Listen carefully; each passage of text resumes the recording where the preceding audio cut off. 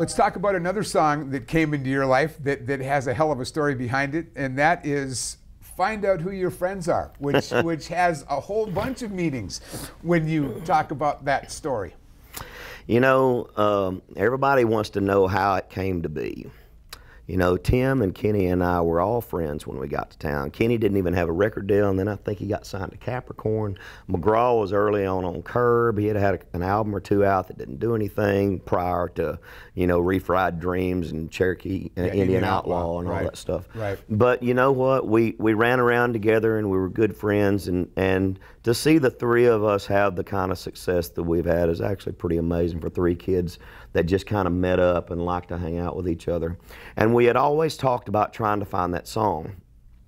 You know, we've all had a lot of great success with that mid-tempo type thing that had an early, you know, that the stuff that we were doing back then was cutting edge. It had a little bit of an Eagles rock and roll feel to it. I mean, we were on the cutting edge with all that stuff. So when I found Friends, I went in the studio and recorded it. And as I got to really soaking in the lyric, I'm like, this might be the right thing that we've been talking about doing for a long time. So I sent both of them a copy of it. They both loved it. Nobody talked to their record labels. We all picked a time. We got in the studio. Everybody did their vocal, and it was pretty much done. You know, one of the most creative parts about it, what they didn't realize is that I got the publishers to agree to license it under the same airplay code, the single and the trio. So when we put the single out, everybody could play the other one that they wanted, and it all went to one spin count. Smartest thing we ever did. Because we didn't work the trio, we worked the single. But anybody that wanted to play the other one could play it if they wanted to, but it all calculated under one spin count. And then do you want to talk about how the story finished? It finished up with a cease and desist from RCA, which was awesome, you know. And you know, the great part about it, I've been blessed.